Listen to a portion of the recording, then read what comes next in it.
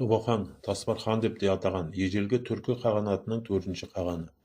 Билік еткен жылдары 572-581 жыл аралығы. Ашиналық түрік қағанатының яқи мәңгі ел мемлекетінің негізін қалаушы Бумен қағанның ұлы.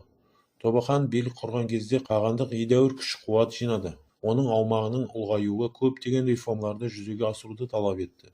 Солардың бірі бірнеше ірі иеліктер құру және қағандық, шығыс және батыс қағандық деп екіге бөлу еді. Тобақан көршілес елдерді жаулап, иелігін ұлғайтып отырды. Ежелгі жылнамалардың бірінде Тобақан Қытайды түпкілікті күйрету ниетінде еді. Бірақ Қытай император сарайы түркілерге жыл сайын 100 000 метр жібек мата тағы да басқа алым-салық төлеп тұруға келісті деп атап жазған. Тобақанның билік құрған кезі ежелгі түркі қауымындағы мұрагерліктің белгілі жүйеге келген кезеңіне сәйкес келді.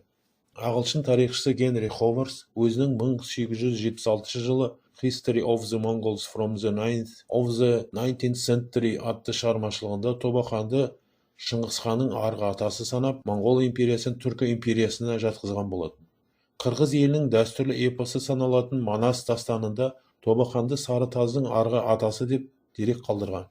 Ал алдыңғы Алшын ол Ашина атты шығармашылығымда Бубеннің үлкен ұлы Ысық қағанды және Таз есімді Куман ханын кіші жүз құрамындағы Ысық пен Таз руларының арғы аталары деп есептеген болатынмын. Жазылыңыздар, комментарий қалдырыңыздар және пост ұнаған болса лайк басып кетіңіздер.